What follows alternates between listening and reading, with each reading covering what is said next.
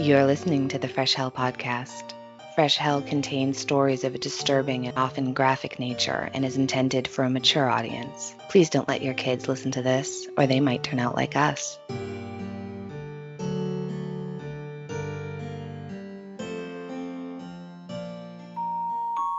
Hey peeps and creeps, let me introduce you to a new true crime podcast, True Crime Creepers, where we talk about all the real life creeps, from con artists to serial killers. I'm Kristen, the true crime fanatic who loves to tell these stories. And I'm Mogab, the true crime newbie who hasn't heard any of them. No, really, she's heard none of them. Hey! Ugh.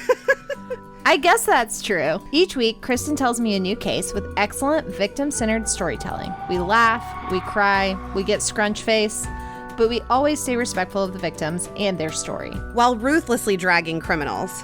Flaming them. We've covered everything, from con artist Anna Delvey, a personal favorite of mine, to unsolved crimes like the Austin Yogurt Shop murders. With a 5-star rating on iTunes, go check us out, because we're probably that true crime podcast you've been looking for. You can find True Crime Creepers wherever you get your podcast. New episodes every Thursday. Bye, peeps and creeps.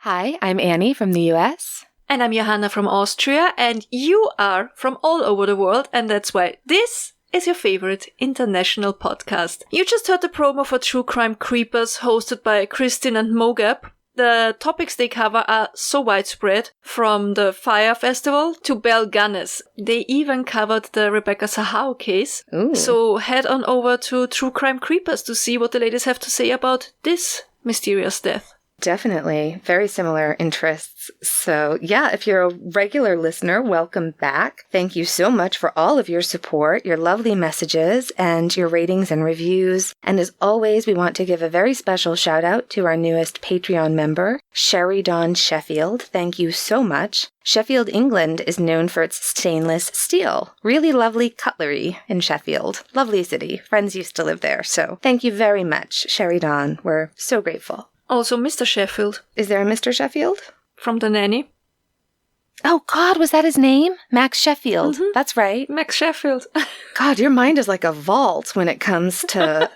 Mine is a sieve. Useless pop culture references. Okay. No, it's good. We need you on our pub quiz trivia team. Guys, if this is your first time listening, we are two online friends who never met in real life, but we meet weekly in the virtual world, so to say, to talk about murder, mystery, and the macabre. And if you go back and listen from the beginning, you will not only learn about really interesting cases throughout history, but you will also witness us getting to know each other and our friendship blossoming. And if you listen from the newest to the oldest episode, you will see us becoming more distant, if that's your jam. So there you go. Our first couple episodes were really the first few times we ever spoke. We only texted really up until then. So you've sort of lived our friendship as we've, experienced it. Quick warning, we laugh, we cry, we sometimes swear, basic stuff for women with wandering womb syndrome. Oh, the wandering womb. I wonder where mine is now. Medical waste somewhere. But yeah, we're hysterical in the sort of don't let them swear it's bad enough they can vote sense of the term. The Facebook group knows what we're talking about. Sorry, little inside joke for a few thousand people. Yes, and that's enough of that, because now we get into today's topic. Jack the Snipper. Yes, you heard that correctly, not Jack the Ripper, but Jack the Snipper. I wish I had a pair of scissors to right in the... Ooh, I do. Jack the Snipper. No, Opus is like, what's that sound? Hi, baby. It's all right. Just scissors. Okay. This is such a bizarre case, but it's creepy and unsettling, and also there's a real twist at the end. Mm-hmm. Also, nobody gets seriously hurt in this episode, so that's 2 thumbs up for that one. This might also be a chattier episode. We may laugh. There will probably be swearing. It's things that happen when adults talk. You've been warned. Yeah, it is what it is. Ooh. So I stumbled across this one night while browsing the Unresolved Mysteries subreddit, as one does in sleepless nights. And when I read this, I was thinking, how the hell have I never heard about this? And then I asked Annie if she ever had heard about it, and you said you vaguely remembered reading about it at one point. Yes. So we decided that just in case you lovely folks out there haven't heard about it either, we have to tell you everything about it. We have to. We're contractually obligated. All right. This all takes place in Pennsylvania in 1917. In a town called Wilkes-Barre. With roughly 40,000 inhabitants, this town is the fourth biggest metropolitan area in Pennsylvania. From the town's official webpage, you, as always, will find the link in our sources. Quote, about Wilkes-Barre, Pennsylvania. The city of Wilkes-Barre, Pennsylvania is a progressive city with industrial roots. Located along the Susquehanna River, Wilkes-Barre is the seat of Lucerne County, and is a keystone of northeastern Pennsylvania. The city's current population estimate is 40,569. That's a very precise estimate. Yes, I would say so. Wilkes-Barre offers easy access to highways and airports. Wilkes-Barre is approximately 2 hours away from New York City and Philadelphia. Wilkes-Barre is also a short drive from the beautiful Pocono Mountains. Surrounding communities also boast a number of natural parklands. End quote. And about the history of Wilkes-Barre, quote, Wilkes-Barre was settled in 1769 and reached the height of its prosperity in the 19th century when coal reserves were discovered nearby. This discovery led to the city being nicknamed the Diamond City. With the arrival of hundreds of thousands of immigrants, the city's economy flourished due to new resources and an expanding workforce. The Wyoming Valley held the largest anthracite coal field in the United States at the time. During Wilkes-Barre's reign as an industrial and economic force, a number of franchises planted their roots in the city, such as Bell Telephone, HBO, and Stegmaier. End quote. And another noteworthy thing about this town is the university campus, which consists of many what I would call Edwardian or maybe Victorian buildings. Annie is more the specialist. And apparently many of these buildings have their own resident ghost or ghosts. On Valentine's Day of 1969, the university's newspaper, The Beacon, published the following classified ad. Quote, wanted. One ghost exterminator. References necessary. Contact Pat Hill or Bonnie Gallus at Sturdivant Hall. End quote. And this ad was placed by the girls of one of the dorms on campus as they had heard loud knocks on the doors without anybody ever being there. Which reminds me of something that's going on in my own house currently. Yeah. I'm gonna tell you all about it in the Halloween episode. Yes. Opus is very woofy and he's outside. My sister's trying to wrangle him, so sorry if you might hear some deep woofing. 1.5 months later, on the 28th of March, 1969, the following editorial was published in The Beacon. Quote, although it is a modern and scientific age we live in, this reporter has discovered that a goodly portion of the college students of 1969 either believe in and admit to it, or cautiously leave room for the possibility of the existence of ghosts. There are no less than 5 or 6 rumored spirits roaming our fair campus, it seems. The first ghost of my acquaintance resides in Kirby Hall, the old library. Anyone wanting to verify why someone might have surmised that there are ghosts within might just take a leisurely stroll past this old building some evening, preferably when the moon is full. The chimneys soar high into the sky, the moonlight is reflected in the huge windows, and, just to add an eerie effect, night winds blow the ivy about. By this time, one would expect Count Dracula to come strolling out the front door. It's a bit difficult to sift through the rumors flying around concerning Kirby, but the most frequently told tale concerns a long-dead daughter of the Kirby family, supposedly insane, who haunts the old mansion at night. Supposedly, she was kept in a padded room with bars on the window. As tales go, people passing by at night have gazed upward toward the window to spot the white figure of a woman. There are stories of library helpers who had experiences with lights going out mysteriously and doors closing. One lad supposedly thought someone was playing a practical joke when he was shelving books until he realized that the light switch was a good distance from the door and no one was in the room with him. Chills. Another unverified report concerned a professor doing late research one evening on the second floor who looked up to behold the white mist in the form of a woman before him. When he spoke and took a step toward it, the mist retreated up the stairs. Imagine a cowardly ghost. This article is everything. So good. You can see why we just had to read this to you. Continuing on with the quote. Supposedly, there once was a ghost inhabiting Cunningham Hall, but since the building is now barely standing, it's hard to determine if he has remained, or whether maybe the fire satisfied whatever revenge or feeling of unrest that might have kept this spirit roaming the earth. I tend to doubt that he has remained because that roof doesn't look too strong to me, and it's been a cold winter. This isn't us. This is the best. It's my favorite article, ever.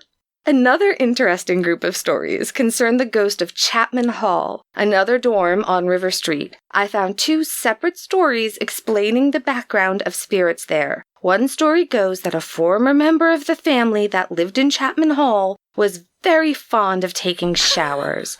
Now, come on, stick with this. The supernatural is very serious business.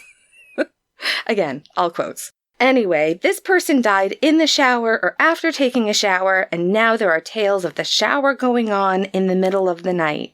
Okay, sorry, end quote. I'm just wondering if that's something I would say if our shower suddenly started coming on. At this point, everything in my life is so stressful that plumbing issues might just be that straw that broke the camel's back. So I feel like if our shower suddenly started randomly turning on, I'd be like, oh, yeah, babe, we got shower ghosts now. That's fine. Just because I can't fucking handle it. I just can't. We did have the water in the sink turn on a few times when we first moved in, but I don't know. All things being equal, I think I'd rather a shower ghost or a sink ghost than a toilet ghost. I mean, I've never had a toilet ghost, but I've had a sink ghost, and this is talking about shower ghosts. So now the idea of toilet ghosts are worrying me in a way they previously had not. All right. The article continues. Quote. If you weren't too fond of that story, I have another ready for you. This story depicts a child living in the house about to have a birthday party. He and the butler, there's always a butler in these kinds of things, went down to the basement, don't ask me why. Maybe the child was precocious and they were on their way to the wine cellar to get ready for the party. I just can't with this article. This is a very fancy child. He needs to curate the wine list for the canapes. Ugh.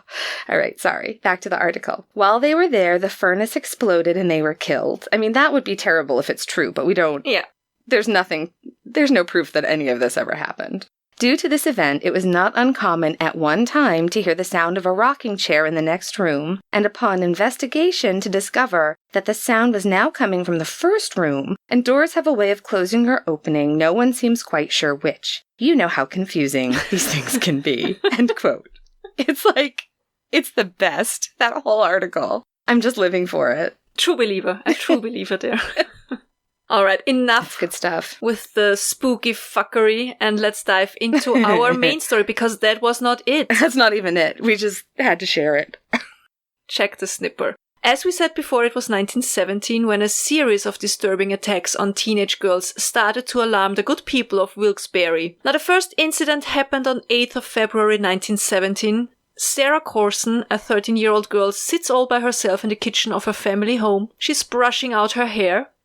All of a sudden, a man enters the kitchen, and he is armed with a gun and threatens to shoot Sarah if she makes the tiniest noise. He then tickles her under her chin while saying, quote, "You're a pretty nice girl, and that's awfully nice hair you have," end quote. And we can only imagine that Sarah must have felt terrified. And then he pulled out a pair of scissors, cuts one strand of Sarah's hair, and runs out of the house, disappearing into thin air. And when Sarah and her family report the attack to the police, all she can say about the man is that he is of medium build and that he was dressed in black. All in black. The police theorized if the snipper, that's what they started to call him, was actually cutting off the hair to sell it. But Sarah didn't stay the attacker's only victim for long, because on Valentine's Day, a second attack took place. The victim was a young girl named Margaret McKeown. I'm sorry if I mispronounce it. It's MC and then Keown. I think that's the best we can do. McKeown. Again, her hair was cut off and the man could escape. But now something very scary happened. Only 2 days after this attack, a letter arrived at the girl's home. The letter was apparently by the man who was, as we said, known now as Jack the Snipper, which I find so clever, really. And he wanted to inform the parents that he had assaulted the wrong daughter. He told them that he would be back for their other daughter's hair. And indeed, on 22nd of February, 14-year-old Anna, the other daughter of the family, was attacked and her hair was cut off when she was crossing a street. The victim stated that she saw the man throw her hair away when he was running off. So now out goes the theory that the hair was stolen to be sold. The investigators now think that the attacker must be a highly disturbed individual. I mean, I would not say that he sounds well-adjusted. No, not at all. Mm-mm. The very next day, on 23rd of February, the snipper found his next victim. 16-year-old Nellie McAndrew. He attacked her in the kitchen of the family's home. It was around 9 a.m. Nellie was home. Her father was a fire boss at the Temple Coal Company. He was sleeping upstairs. The other family members were at a funeral when a stranger knocked at the kitchen door. Nellie opened it to see a man standing there. He asked for something to eat, but before the young girl could even answer or close the door, he forced himself into the house, grabbed the girl by the shoulders, and cut off her hair. So, after a couple of these attacks, the police had a better description of the man. Nellie, as well as Anna, had described the perpetrator as very tall, so not medium built. He was more around 6 feet, and very clean-shaven. The police didn't have to wait too long for the next incident. Only one day after Nellie's attack, 13-year-old Florence Irvin or Irvan, depending on the sources you read, woke up to find 6 inches of hair missing and a note on her pillow that read, quote, "Tell the girl next door I'll be back for her next week," end quote. Which is, no thank you. Creepy. So Very creepy. Yeah, not a fan. The people in Wilkes-Barre were in a complete frenzy. The police station received dozens of phone calls saying that they had seen a strange man here or there and at several places at the same time, and clearly this man or this other guy someone saw at that other place, one of them must be Jack the Snipper. Motorcycle units patrolled the area and tried to react to all of the sightings as quickly as possible, but the Snipper was able to evade the law enforcement officers on patrol. But then, on the 26th of February, an arrest was made. Some passengers of a street trolley had noticed a strange man dressed all in black with a black bag. Wait a minute, wasn't the Snipper described as wearing black clothes? And hey, he has a bag with him. This bag is clearly used to store the beautiful teenage locks. It's just a bag of hair, basically, is what they're saying. They're like, listen, see that tall guy dressed all in black? I bet his bag is full of hair. Can you imagine? And so the passengers on this streetcar start surrounding this very suspicious man who's clearly got a giant bag of hair. And they pull him out of the streetcar. And the police came and arrested the guy. A poor man was a salesman by the name of Frank Rosencrantz. And this is from the Wilkes-Barre Record from the 27th of February, 1917. That's 82 years before I was born. Good mathing. Yeah, it's your birthday. All right, so here is the article. Police arrest suspect, jewelry salesman with black bag mistaken for Jack the Snipper. Stories of Jack the Snipper and the attacks of the mysterious prowler upon girls with beautiful hair has caused trouble for Frank Rosencrantz, age 27, of Satterfield, who was arrested yesterday morning by policeman Kintzer on West Market Street, taken to the police station among the hoots and jeers of frenzied people, and forced to face a stiff examination by the detectives. All because he carried a black bag and fitted the description of the mysterious Jack. Rosencrantz convinced the police that he had no mania for stealing girls' hair, and that he was a jewelry salesman obliged to carry a black grip to make a living. He was released. Whether Jack the Snipper, if there is such a person, continues in his habit of sending notes to young girls, warning them of his intention to cut off their hair, or whether persons given to playing practical jokes on their friends are taking advantage of the opportunity presented by the Snipper stories, is a question that is puzzling the detectives. Should the latter theory be true, however, the practical jokers may bring trouble upon themselves, for a warning note has been sent through the mails, and it is probable that postal inspectors will now join forces with the police in running down the mysterious person. Bernard Feist of 236 South Grant Street last night notified police that his daughter yesterday received a warning note from the Snipper through the mail. An unsigned note to the same effect was found in the mailbox at the home of Mrs. Sarah Toole, 59 Regent Street yesterday morning, giving warning that her daughter, Miss Elizabeth Toole, a telephone operator, would suffer the loss of her hair before many days have passed. This case, too, was reported to the police. The detectives are still closed-mouthed about expressing their beliefs as to the identity of the note writers, and it is understood that a comparison of handwritings is being made and interesting developments may be expected today. End quote. Did you hear that, Hellions? If there is such a person and practical chokers. Yes, because slowly but surely the police started to form a theory of their own. Was there even a checked snipper? Had these girls really been attacked? They started to form their doubt around the attack of Florence Irwin, because how had the snipper entered the Irwin house? No doors or windows showed any signs of a forced entry. The house at the time had been surrounded by mud, and it would have been extremely hard for the intruder not to leave muddy footprints on the floors. The infant sibling who was sleeping next to Florence had not been awakened, and the parents were sure that there was just no way that a man could come into the house without them noticing it. Plus, they stated that they had been awake until 2, respectively 4 a.m. And when the article Annie just read talks about the letter being compared to handwritings, that's exactly what they did, because the writing on the note looked eerily like a teenage girl's handwriting. And the telephone operator who was mentioned in the article, Miss Elizabeth Toole, she didn't dare to leave the house by herself and was accompanied by friends or family to and from work. And at one point, police was even guarding her house. And also her brother shot a total of 2 shots over the next couple of days, one through a wall and one through the window. That's not dangerous at all. Each time because he was sure he had heard someone trying to break in. I can imagine these people must have been extremely stressed by the whole thing, apparently. Oh, yeah. I mean, obviously. Yeah.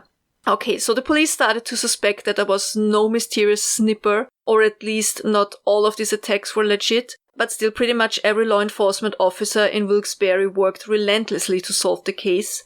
The next attacks took place on 28th of February, 2 attacks in the span of only 12 hours. The first one was 10-year-old Winifred Sikorsky. She was on her way to school that morning when an unknown man assaulted her and cut her hair close to her scalp. There are 2 different sources. One stated that she went to school with her hair cut. The other one said that she ran back home to her mother, and that the 2 then walked over to the next police station and they reported the incident. And apparently Winifred Sikorsky was translating everything to her mother, who didn't speak English. I think they were first generation immigrants from Poland. Mm-hmm. And she described the assailant as being of medium height, wearing a brown derby hat, a black overcoat, and a walking cane. Her 2 blonde braids were later found by a 16-year-old boy behind his family home. That's a bummer. Someone runs up and cuts all your hair off right at the scalp. Yikes. And you still head on over to school. I mean, that's really determination. Because your education is important? True. And you're not going to let it lapse just because someone took all your hair. Then, in the early evening hours of that same day, 22-year-old Barbara Feist, we heard about her already in the article you just read, Annie. Yep. She was sitting in her bedroom, combing her beautiful, thick, jet black hair, when a man climbed through her window and cut parts of her hair off. Now, what's interesting about this attack, as the article stated, the victim had received a warning beforehand, just like Anna did. On Monday, 26th of February, the family had received a letter via mail informing them that he, the snipper, will come to get Barbara's hair. And of course, Barbara's family didn't, they didn't want to just stand by doing nothing after receiving such a threat. So they installed burglar alarms. Bells and cans and everything that would make a lot of noise were attached to the windows and doors. They were sure that the snipper stood no chance. Yeah, they home aloned it, right? I mean, how are you going to get through that? But it does look as though he actually made his way into Barbara's bedroom because they hadn't prepped every single window like that. And I think we all know if you're going to do that, go big or go home. Don't just booby trap a couple of windows. You have to do all the windows. No. I mean, they're windows. People can see what's going on the other side. So this is again from the Wilkes-Barre record from May 1917, 1st of May 1917, and the article is entitled Carefully Prepared Attack, and so this is an excerpt from that. Quote, "The attack, according to the Feist girl, was made at 6:50 o'clock, which is a weird way to write it, last night." It was made at 6:50 o'clock. I'm not sure that's how time works, but I'm not judging. Last night, while she was combing her hair in front of a dresser close to a window, which gives onto the roof of the front porch. This roof is steep and is 20 feet from the ground. According to the girl, the window was suddenly opened and she was seized about the waist and drawn down to the floor, her head and shoulders being on a level with the window. The hair on the right side was cut in greater quantity than on the left, but she had no opportunity to get a look at the man, who, she says, had first pushed a bottle of chloroform under her nose. Whoever he was, Miss Feist told the detectives, he had awfully nice hands, well manicured, and wore a pretty black signet ring on the third finger of the left hand, which was around my waist. I screamed as soon as I got my breath, and my brother came running into my room with a revolver, but before he had his head out the window, the man had jumped to the ground. My brother fired 5 shots. End quote. It's always good to fire shots if you don't know where you're firing at. Yeah, by all means, please. Perfect. Just fire randomly out an open window into the night. Go for it. Or through walls. Please. It's good. No, obviously don't do any of that. My God, they're lucky no one was hurt. Ms. Feist produced a small piece of paper, apparently torn from the back of an envelope. On this were scrawled the words, quote, "Tell your sister I'll be back for her hair. No harm, the Snipper." End quote. Careful preparation had been made to ward off the attack of the Snipper since the warning letter was received through the mail on Monday. The brother, who had stretched cords strung with cowbells and sleigh bells at every door and on every stairway, said last night that he failed to provide an alarm from the front windows, which he said were locked. There were no signs that the locks had been picked on the 3 front windows in the room in which the girl said she was attacked, nor were there footprints in the soft ground in their front yard. End quote. That was really something. That whole ordeal she went through, huh?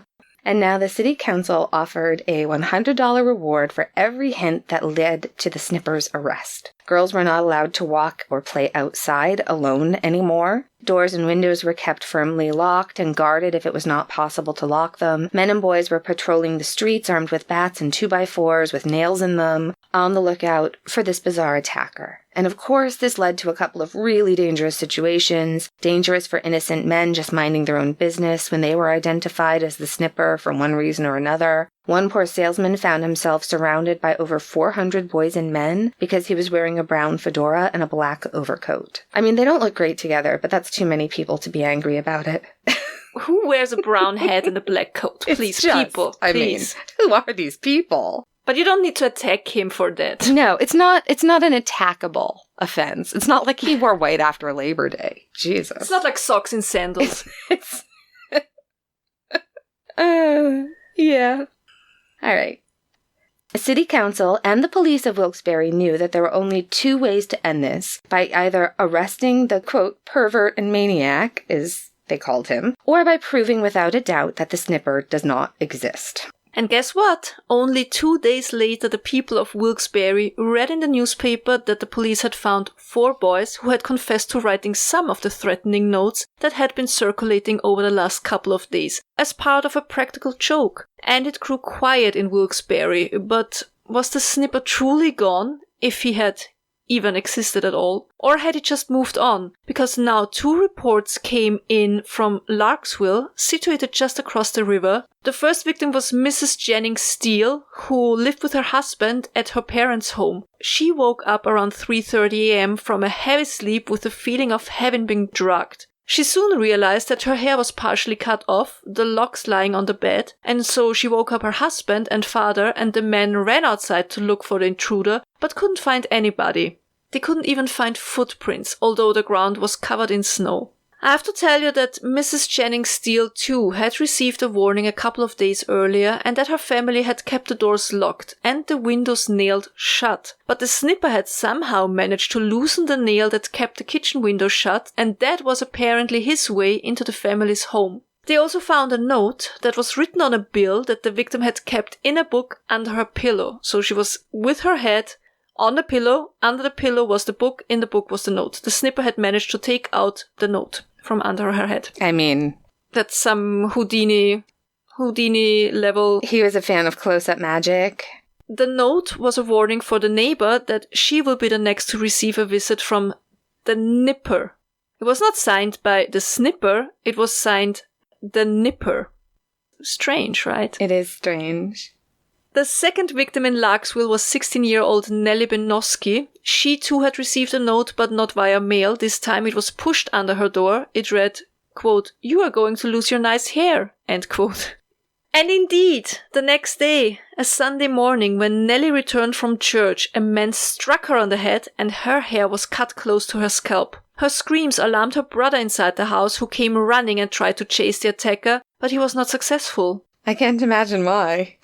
He was just fast. On 8th of March, fun fact, 8th of March 1917, that's the day the February Revolution started in Russia. If you go after the Julian calendar that was still in place in Russia at the time, that was February, but for us, using the Gregorian calendar, it was already March. So 8th of March 1917, start of the February Revolution. I just found that interesting to place this little story in a greater historical context, time-wise. You're like a living encyclopedia. This episode is loaded with facts that we are going to use when pub quiz and trivia nights are back. I can't wait.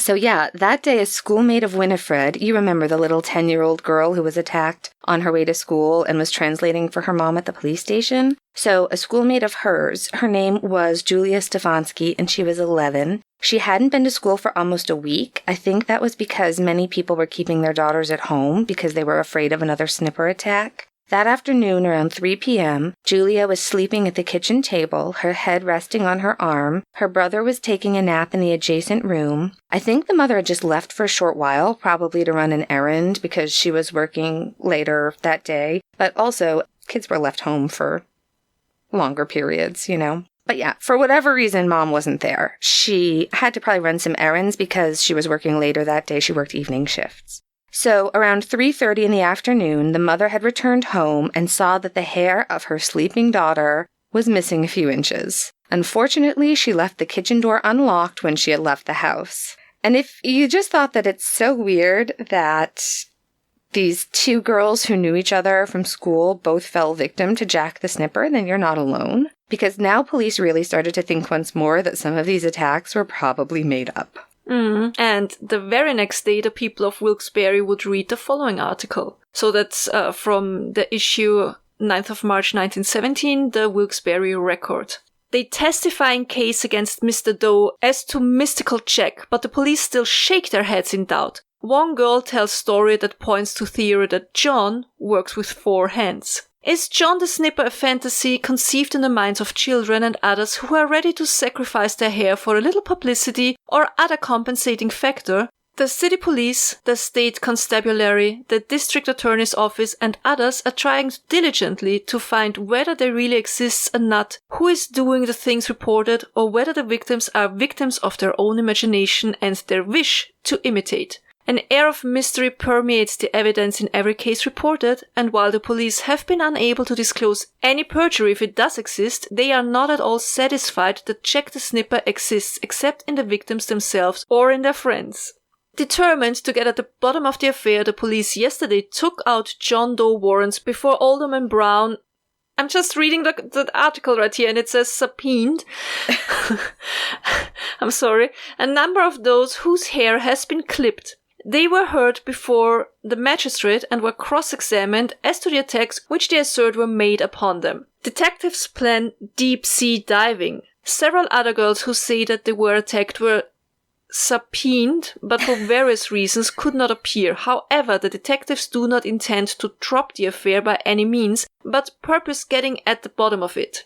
The reign of terror that has been created by the stories of the attacks has resulted already in several assaults upon innocent persons suspected of being Jack the Snipper. If the reign of terror has a false foundation, the authorities believe that it is time it is nipped in the bud before it develops into a tragedy. Mob psychology is a peculiar thing and it is impossible to determine upon what it will vent itself. Violence works to fashionable ends. A plausible explanation of what might be the truth of the situation is offered in the fact that Mrs. Vernon Castle is wearing her hair short this season. Few children have not seen her in the motion picture houses, and the desire to imitate is strong around 14 and 15 years of age. Of course, mothers are not prone to permit their children to imitate stage characters, but children find ways of outwitting parents.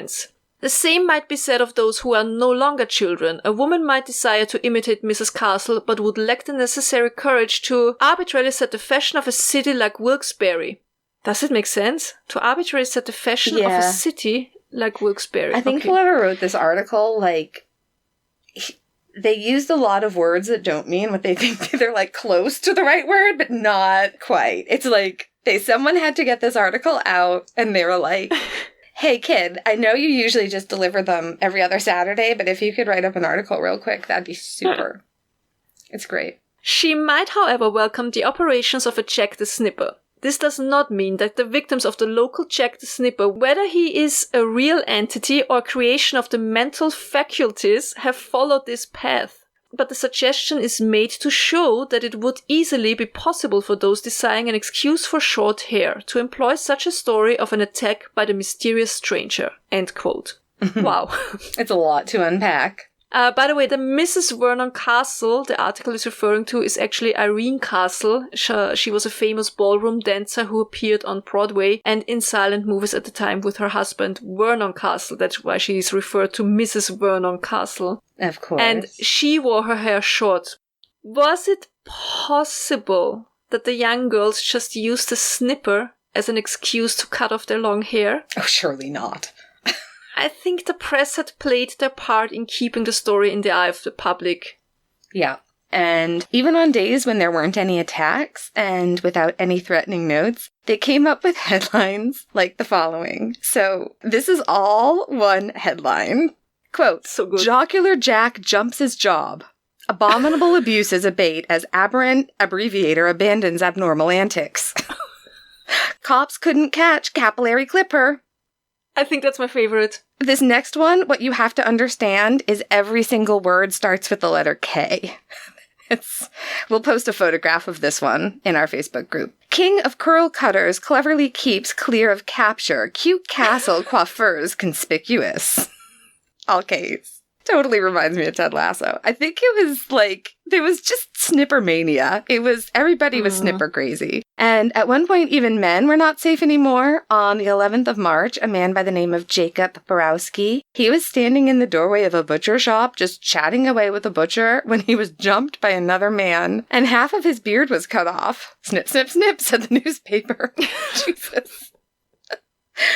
I'm laughing because I just wish this is what was in the news right now. Like, I wish this was my biggest worry. At least in this case, the alleged assailant could be arrested soon after, and hopefully his beard grew back quickly. Yeah, it looks as if there were several copycat snippers going on at the same time in various locations, and then probably some of the girls really had cut their own hair for whatever reason. Yeah. Because the very next day, the police got a written and signed confession from Winifred Tchaikovsky and Julia Stefanski, stating that the two girls had made up the attacks, that it was not Jack the Snipper, but the girls themselves. Winifred had even taken her mother's scissors with her that day on her way to school, and she had cut her two long braids off, and then she just threw them away while she was passing a house. And here are excerpts of their written confession. I, Winifred Tchaikovsky, 428 South Grand Street, City, did cut off my hair on the morning of February 28, 1917, on my way to school at 7:30 a.m. and threw it away alongside of a barn. I told my teacher at school that a man had cut it off as I was coming through the alley. I also took my mother's large shears to school with me. And Julia Stefanski says, Dear Chief, I, Julia Stefanski, rear 313 East Northampton Street, City, sat down on a chair in the kitchen, and my brother Joseph was in the dining room sleeping on a couch. I got my mama's scissors and cut off some of my hair, and put the hair in the ashes, put it under the ashes. When mama came home, she saw hair was gone and asked what happened, and I said, I didn't know. I was asleep and I got up and it was gone. Yours truly, Julia Stefanski. I love how in that one the witness is her mother. I think it's kind of cute in a way how she writes it. It is. It reminds me of once when I was a kid, I took a dog cookie off the floor. There used to be like, you could buy dog biscuits by the pound at this grocery store, you know, like little, and there was one on the ground. So I crawled underneath. It was all dusty and gross, and I put it in my pocket. And I brought it home, but when my mom saw me take it out of my pocket, she made me go home and apologize, even though it was on the floor. I had to go back and apologize for stealing. That sucked.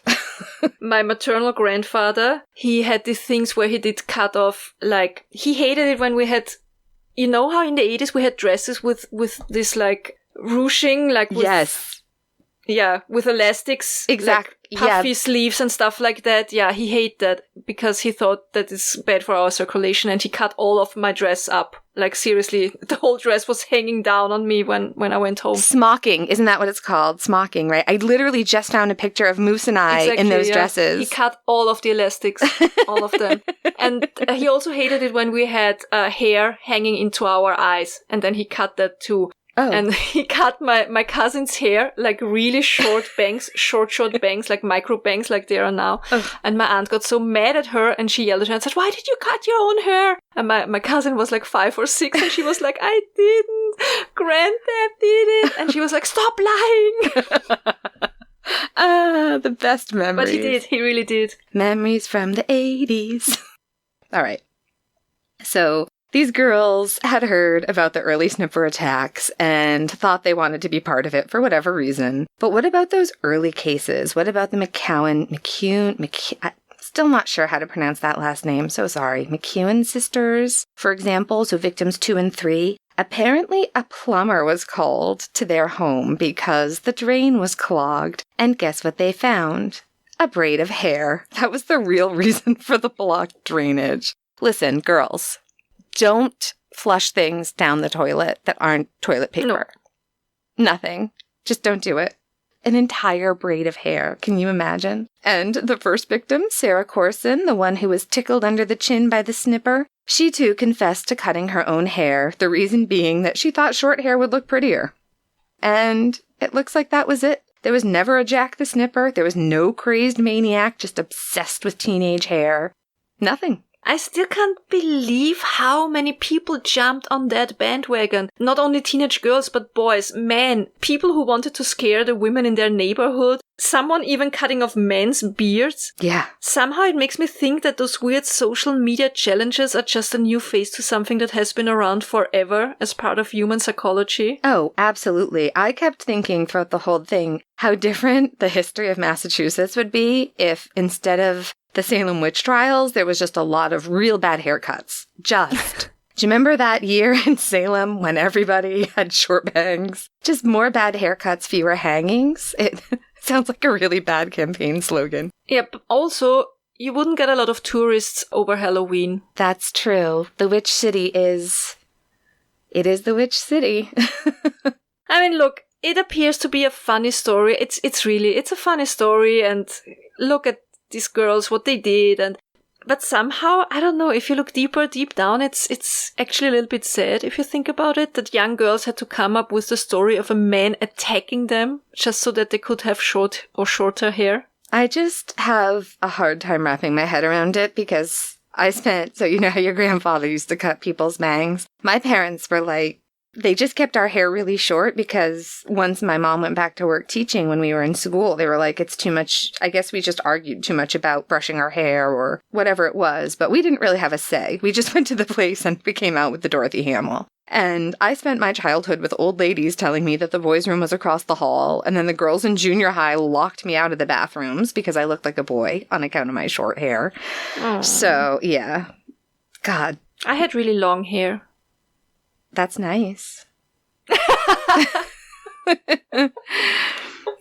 It's funny, I've had both, but now my hair is always long, only because I only go to the hair salon like once or twice a year, and long hair is a lot easier than short hair. For me it is, because my hair's not straight. You know what I kept thinking when I was reading these articles? Like, during the pandemic, during lockdown, the thought of a man jumping through the window and cutting off your hair wouldn't have been the worst thing that could have happened. I didn't go to the hairdresser for a year. Like many of us did. That's not uncommon. Yeah, I hated it. It was the longest though, yeah. I needed a haircut. We all needed a haircut. Yeah. Something good. My something good this week is my dad and my sister are visiting, and we are going to binge watch. I think we're going to watch Only Murders in the Building, and then we're going to watch the one that you recommended with Nicole Kidman and Melissa McCarthy. 9 Perfect Strangers. Yes. How is it? Did you finish it? No spoilers, but did you enjoy it? It's once a week and it's still not finished. I really enjoy it, and I'm also listening to the audiobook. Also, I have to say, I said it's on Amazon Prime, which it is in Europe, but... Here it's Hulu, I think. Yeah. I enjoy it. I think you're gonna like it. Good. Many have a problem with Nicole Kidman and her face and all the Botox and fillers, but I think she looks good. I like her. I always like her. I don't know. She looks like a China doll. She looks like a very precious doll. Yes, that's true. It's funny. My nephew's girlfriend, when he sent me a picture of her who lives in England, I said, she looks like a young Nicole Kidman, which she is. She's 18, 19, but she looks like Nicole Kidman in Far and Away, which was I was obsessed with that movie when I was in high school. I just thought it was the most romantic movie I'd ever seen in my life. Until Titanic. My something good is, I think, our Facebook group, because you mentioned Only Murders in the Building, which is so much fun. Yeah. And then I asked the question, because Steve Martin just admitted to listening to true crime podcasts, right? Mm-hmm. And I asked the question in our Facebook group, now how do we get Steve Martin to become a Hellion? And our group members, our Hellions, came up with the best plans. So look out, Steve Martin, we're coming for you. You're going to love us, whether you want to or not. I love him.